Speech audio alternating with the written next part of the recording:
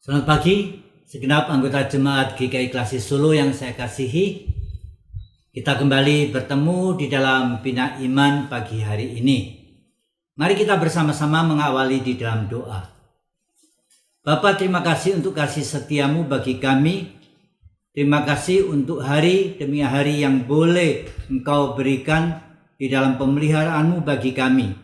Saat ini kami bersama akan membaca dan merenungkan firman-Mu. Kiranya Roh Kudus menolong kami, juga mengurapi hamba-Mu dengan segala keterbatasannya. Terima kasih Bapa. Di dalam nama Yesus Tuhan kami berdoa. Amin. Saudara, kita akan bersama-sama membaca dari Kisah Para Rasul pasal yang ke-13 ayat 16 sampai dengan ayat yang ke-25. Kisah Para Rasul pasal yang ke-13 ayat 16 sampai dengan 25. Saya hanya akan membacakan ayat 16 sampai dengan 18. Maka bangkitlah Paulus, ia memberi isyarat dengan tangannya lalu berkata, "Hai orang-orang Israel dan kamu yang takut akan Allah, dengarkanlah. Allah umat Israel ini telah memilih nenek moyang kita dan membuat umat itu menjadi besar ketika mereka tinggal di Mesir sebagai orang asing. Dengan tangannya yang luhur, ia memimpin mereka keluar dari negeri itu. 40 tahun lamanya ia sabar terhadap tingkah laku mereka di padang gurun." Saudara-saudara yang terkasih di dalam Tuhan, kita bersama mau berbicara tentang pemilihan Allah di dalam kehidupan pribadi maupun di dalam kehidupan umat. Saudara, jikalau kita boleh kembali menoleh ke belakang tentang tokoh Abram.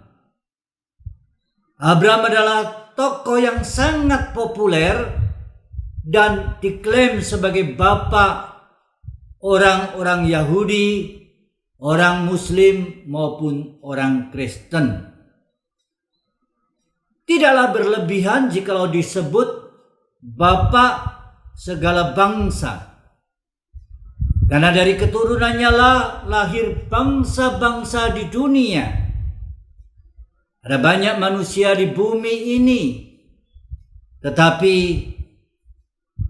pada waktu itu Allah memilih Abraham untuk menjadi pribadi yang dipilihnya, pribadi yang dikasihinya. Setelah Alkitab tidak menceritakan bagaimana Allah berkomunikasi dengan Abraham, tetapi kita bisa mengatakan bahwa kita tahu bagaimana Allah itu menyampaikan berita panggilannya kepada Abram.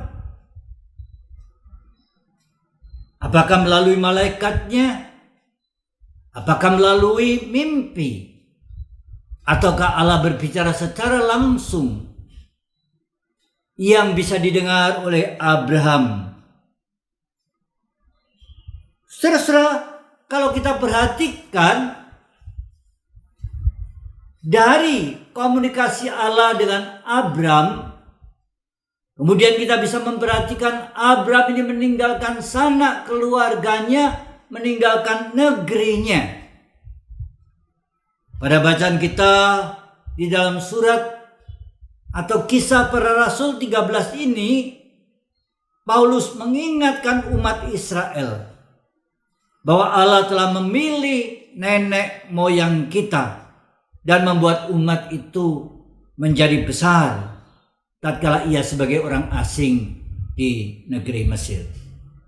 Saudara, Allah punya rencana yang besar lewat Abram.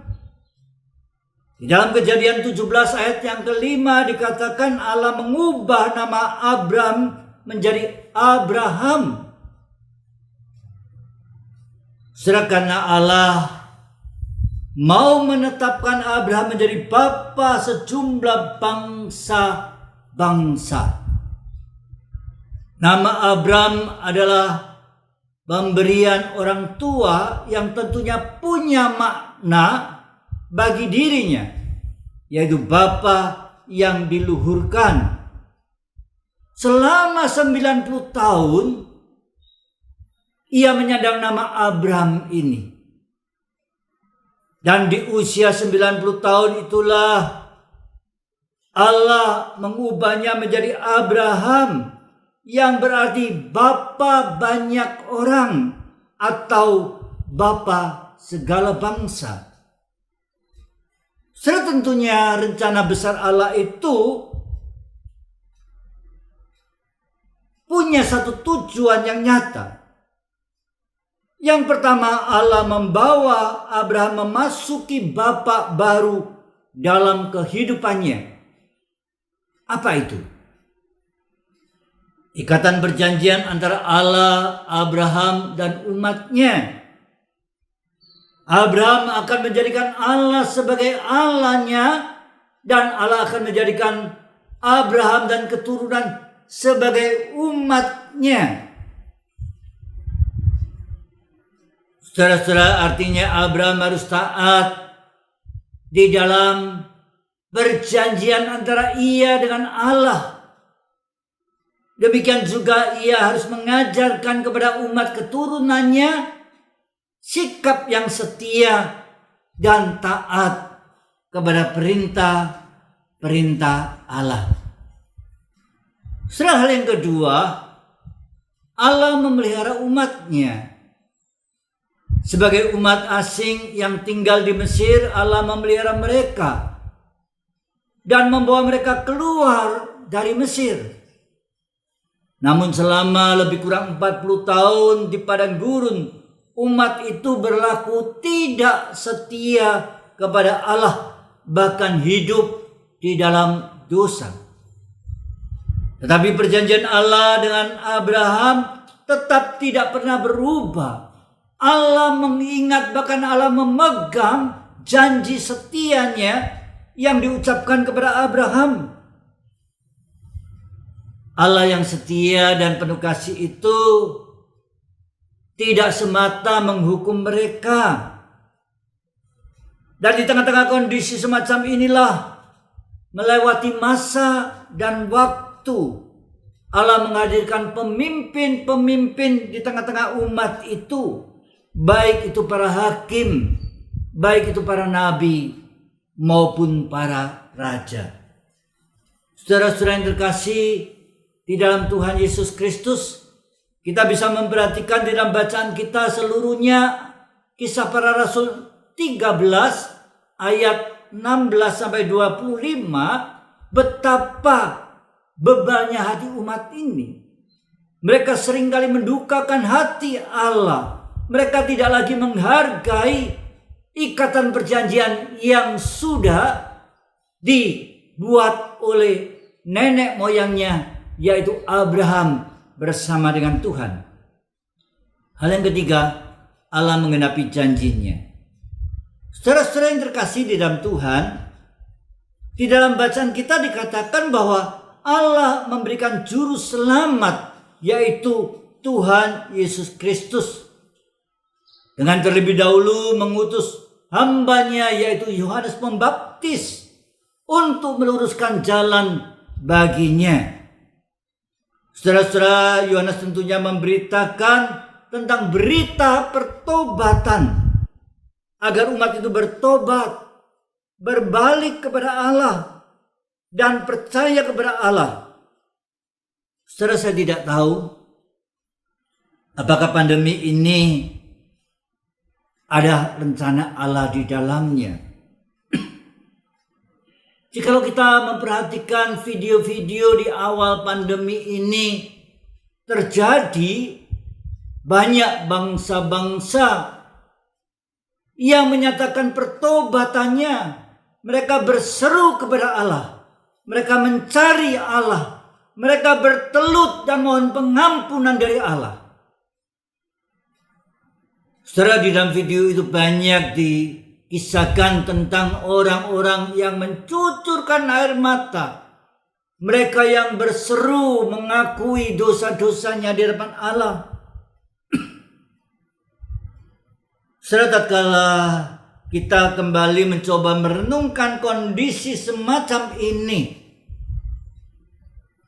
apakah rencana Allah bagi kita di zaman yang sulit di tengah-tengah pandemi ini? Saudara, kalau kita boleh merenungkan, Allah sungguh mengasihi kita.